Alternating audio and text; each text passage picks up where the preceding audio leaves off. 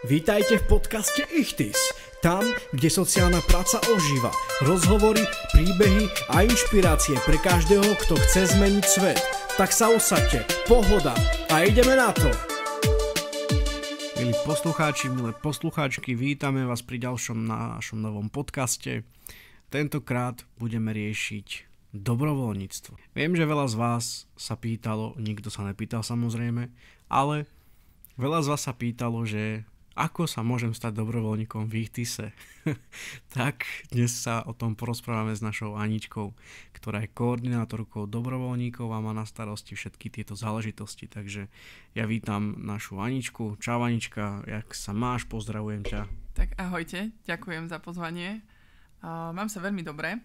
Anička, je známe o tebe, že ty keď si prišla do Ichthysu, tak si vlastne prišla cez prax a potom si sa stala dobrovoľníčkou. Povedz najprv možno predtým, ako začneme celý rozhovor, že čo ťa viedlo vlastne k tomu, že si skončila prax a si povedala, že OK, dám tomu šancu, baví ma to. Skús nám prosím ťa bližšie akože vysvetliť, že čo sa dialo akože v tebe, keď si sa rozhodla, že prídeš sem. No ono to bolo vlastne tak, ako si povedal, že najskôr som bola na praxi a potom sa mi to zapáčilo. Videla som, že to má zmysel, táto práca, a ja som si tak uvedomila, že to je vlastne pre mňa práca snov. A keďže som mala ešte pár mesiacov do konca školy, tak som si povedala, že mám aj nejaký voľný čas, tak tu by som ho chcela investovať. Tak sme sa nejak dohodli a ostala som vlastne robiť dobrovoľníčku. A potom, keď som skončila školu, tak mi Maťo navrhol, že či tu nechcem aj pracovať. No, také idealistické. Ako vyzerá také dobrovoľníctvo v Ichthyse a čo všetko to obnáša? No, dobrovoľníctvo v Ichthyse, takto máme dobrovoľníkov, ktorí chodia len na nejaké napríklad akcie, že teraz chystáme Deň otcov, tak prídu a pomáhajú s prípravou a pomôžu s realizáciou. Takisto Deň detí, tak tam tiež chodia dobrovoľníci, ktorí prídu len na ten jeden konkrétny deň. A potom máme dobrovoľníkov, ktorí chodia každý týždeň pravidelne na konkrétnu službu. Čiže sa dohodneme, dobre, ja budem chodiť teraz každý týždeň na tento terén, alebo ja budem chodiť na tento klub. A ono je to tým, že chodia pravidelne, tak aj my vieme, že tam budú. A pre mňa je to dôležité. Neviem, či to mám vysvetľovať. Prečo? Prečo ja potrebujem vedieť, že áno, naozaj prídem a aj prídeš. A potom ešte sú dobrovoľníci, ktorí sú takí, by som povedala, že sezónni, napríklad v lete. Minulý rok v lete sme mali dobrovoľníka, on počas roka učí a tým, že v lete proste tie hodiny nemáva, tak si mohol dovoliť chodiť sem. A chodil vlastne na každý klub. A takisto aj študenti niekedy si povedia, napríklad po praxi tiež, že idem v lete, nemám toho toľko, tak by som mohol. Aké sú vlastnosti alebo zručnosti pre ideálneho dobrovoľníka, ktorý by chcel pomáhať deťom a mládeži? No tak v prvom rade by ten človek mal chcieť. To je také prvotné, potom vedieť si nájsť čas, ideálne, že pravidelne. A ďalej byť trpezlivý a vedieť počúvať. To je veľmi dôležité, aby to nebolo, že tu ja idem niekomu niečo rozprávať. Takže aby vedel počúvať, to je veľmi dôležité. Koľko dobrovoľníkov teraz momentálne spolupracuje s Ichthysom a ako sa ich počet vyvíjal v posledných rokoch? Toto je veľmi ťažká otázka, pretože presne máme dobrovoľníkov, ktorí prídu len na tú jednu akciu. A potom máme dobrovoľníkov, ktorí chodia pravidelne, tak takých pravidelných klubových máme, myslím si, že 2.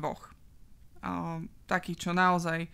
Jedna teraz pôjde do zahraničia, takže nebude chodiť, ale jeden je taký, že on fakt chodí, že každý týždeň v tento čas na tento klub.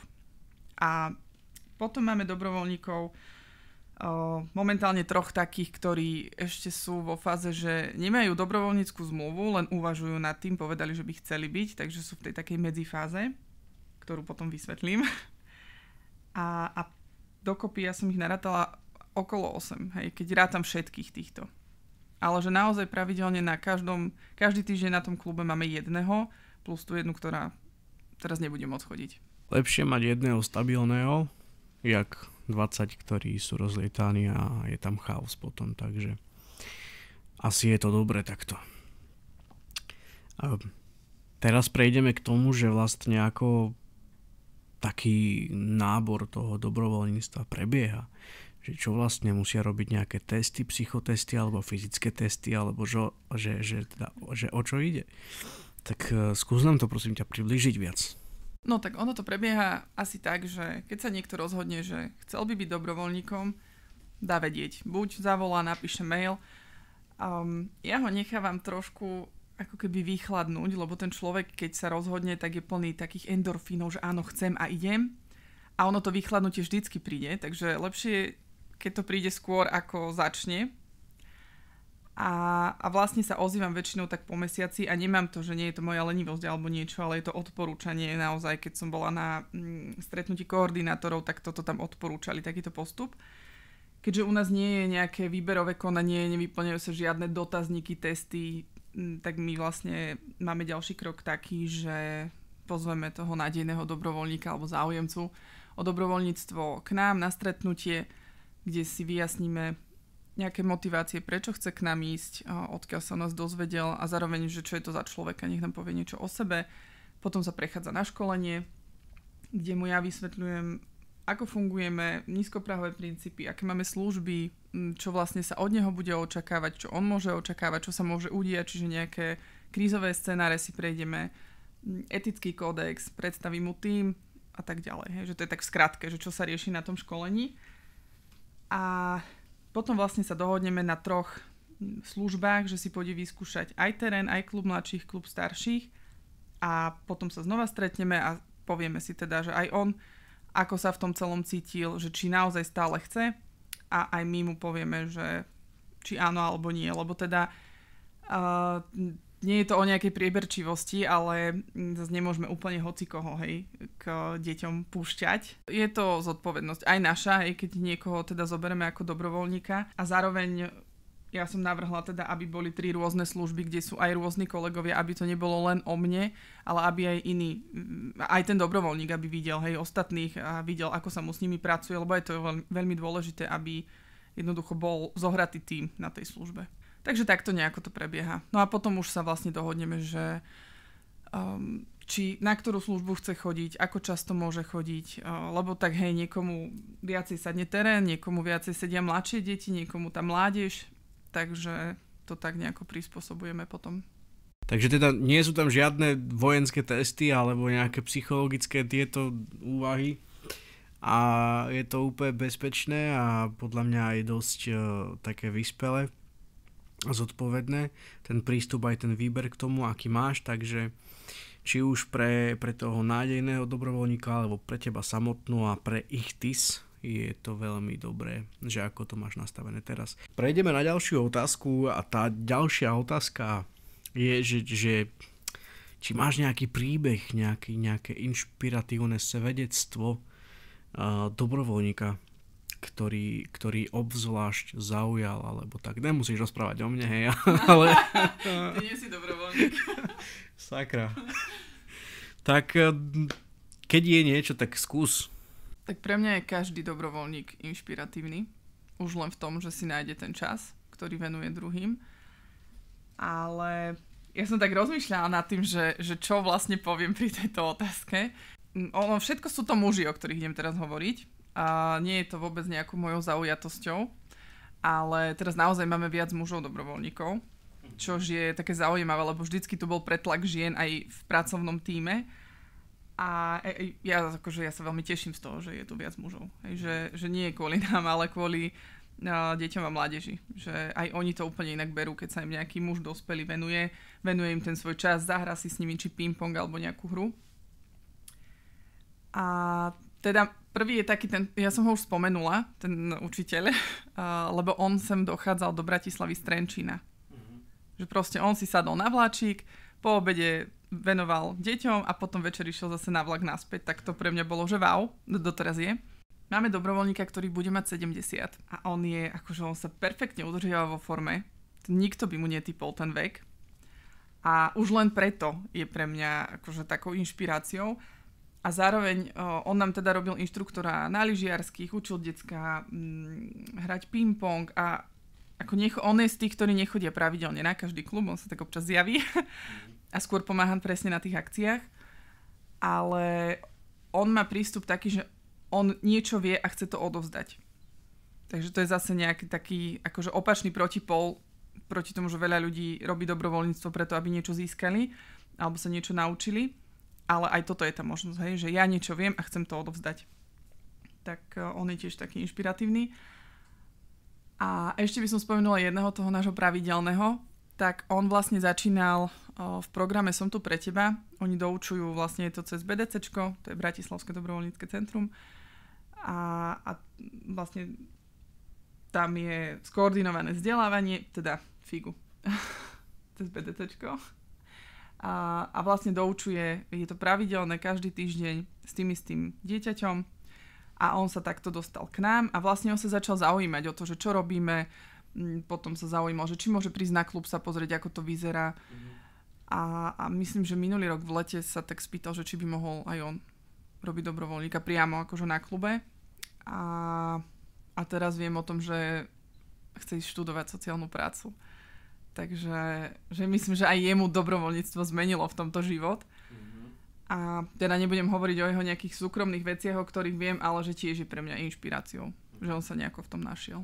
Fíha, zaujímavé príbehy, ktoré rozprávaš. Hej, ale to som chcel povedať, že vlastne ten pán, ten 70-tník, že on je akože veľký frajer, pozor na neho, lebo aj to, aká energia je v ňom, aj to, čo on odovzdáva tým deťom, hej, či už len tú dobrú náladu, že odkedy som tu, ja som ho nevidel, že by bol nahnevaný, smutný alebo nejak deprimovaný zo života. Stále bol taký, že do všetkého, takže oceňujem takéto prístupy. Hej, aj ja by som takýto chcel byť, keď budem mať 70. Možno takúto kondíciu mať nebudem, ale... Takže tak, dobre. Anka, ty si nám teraz povedala o tom, že ako vlastne prebieha taký ten vstupný pohovor na dobrovoľníctvo k nám a aj si hovorila, že keď skončí služba, či už s mladými, staršími alebo na teréne, tak máte potom ešte nejaké konverzácie s nádejným dobrovoľníkom o tom, že ako sa mu to tam páčilo. Tak vedela by si nám povedať, že čo najčastejšie hovoria po tej prvej skúsenosti s deťmi alebo v klube alebo na tom teréne priamo, že čo si o tom myslia? No, myslím si, že po tom prvom raze je to ešte stále také možno, že príliš pozitívne, že nemajú úplne ešte úplný obraz o tom, ako to naozaj je, ako to funguje, takže ešte bývajú pozitívne tie ohlasy.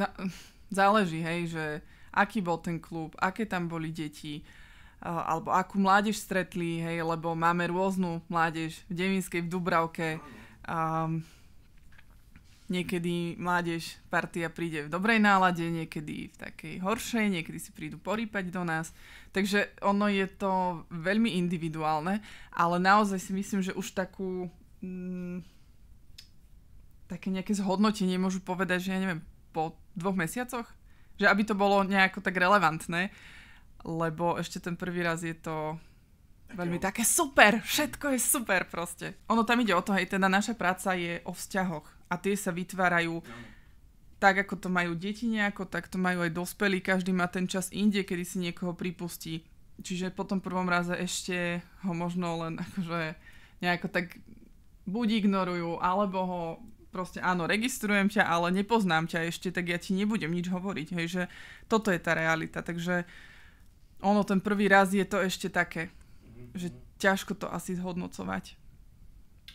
No a preto ja vlastne s nimi mávam, ako si je povedal, áno, aj po klube, vlastne my to máme vždycky po každej službe, že sa stretneme a zhodnotíme, čo sa udialo a s dobrovoľníkmi mávam stretnutia intervízne, akože nemám to na pravidelnej báze, že to musí byť, ja neviem, každé 3 mesiace, ale je to vlastne na základe dohody medzi nami, že si sadneme, zhodnotíme, aké to bolo, dáme reflexiu, keď sú nejaké otázky, keď sa niečo udialo a oni vedia, že keď by sa aj niečo udialo, tak ma môžu akože hneď kontaktovať, hej, že nemusia čakať, kým ja navrhnem stretnutie, ale že proste, keď majú nejaký problém alebo sa chcú poradiť alebo na niečo opýtať, takže to môžu hneď. A samozrejme, že to môžu s hocikým, s kolegou, hej, že kto je na službe, tak ten je kompetentný.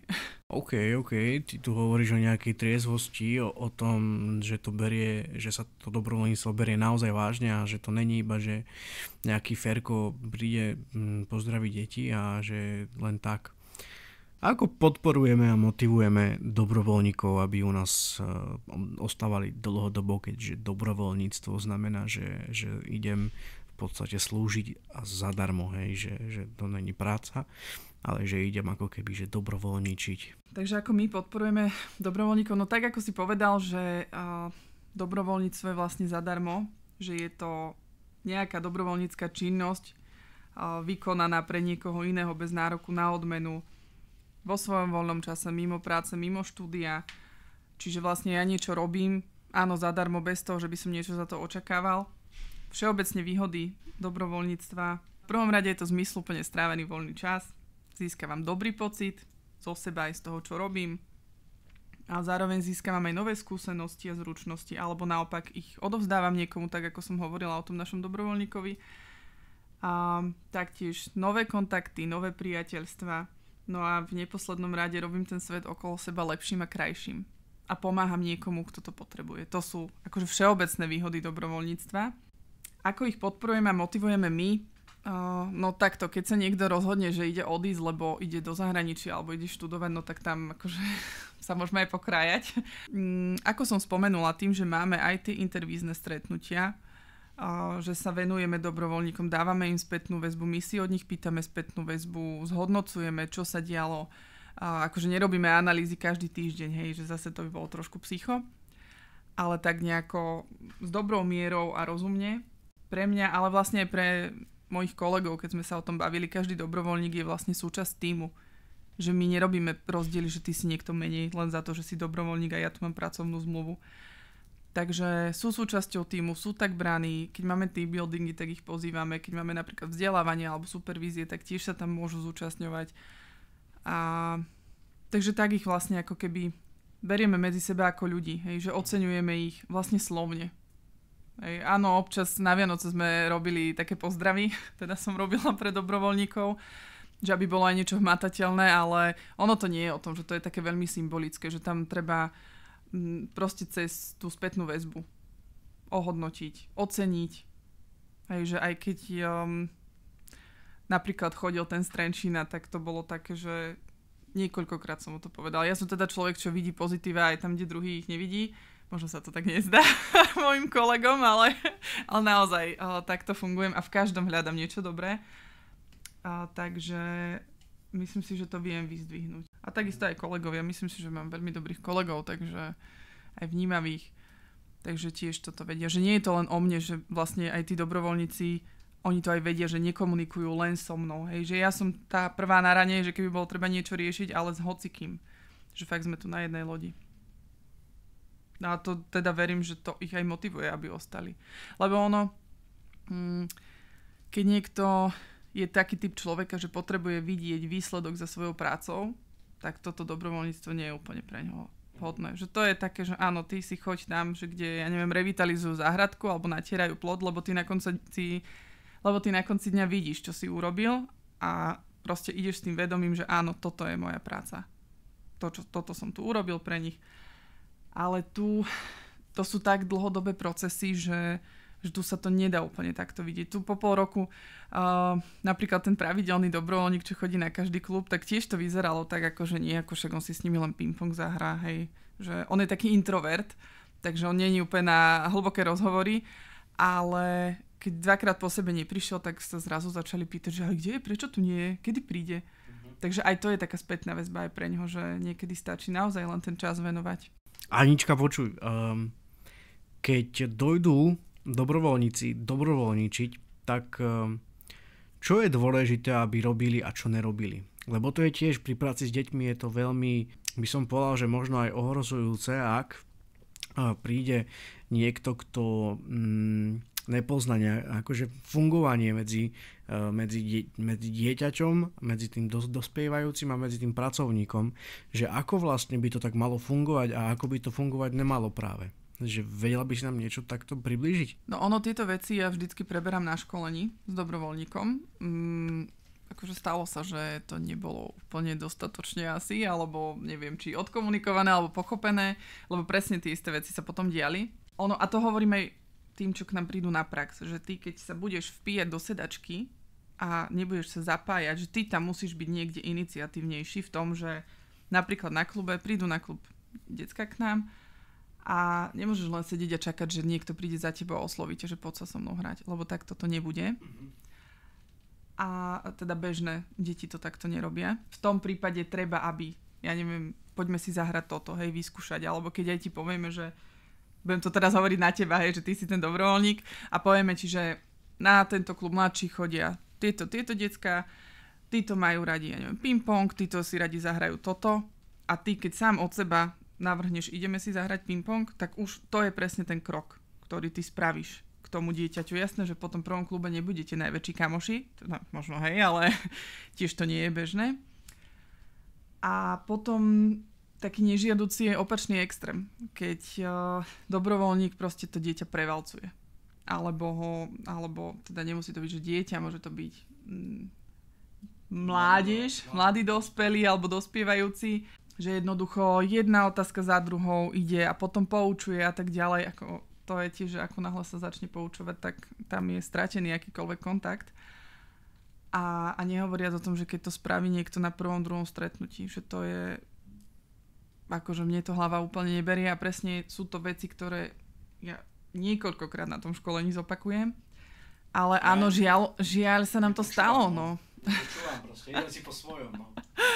Hej, tak a ono to môže byť aj, že niekto je taký typ proste, že je extrovert úplne na 200% a teraz prevalcuje všetkých, ale to je presne to, že tu sa musíš naučiť počúvať. Že, ako som aj spomenula, že trpezlivosť a vedieť počúvať, to sú také tie hlavné, čo musí byť. Dobrá, Anička, tak veľmi krásne ti ďakujem za to, že sme sa mohli takto porozprávať, že som mohol na teba vybaliť takéto otázočky a my vám ďakujeme, milí poslucháčky, za to, že ste si vypočuli náš podcast, našu ďalšiu epizódu cieľene o dobrovoľníctve. Pozývame vás, ak máte záujem, ak máte túžbu pomáhať a angažovať sa pri mladých deckách, tak neváhajte, oslovte nás, kontaktujte, nájdete nás na sociálnych sieťach, priamo v kluboch alebo na teréne. Takže akúkoľvek by ste si vedeli predstaviť, že by ste vedeli spolupracovať s nami, tak určite neváhajte a my sa vám už potom radi budeme venovať. Takže tak, dobre, toto je koniec. Teraz určite budú ďalšie podcasty, budú ďalší hostia. Teraz plánujeme veľké mená, veľké zvieratá, takže máte sa na čo tešiť. Ďakujeme vám za váš čas a vidíme sa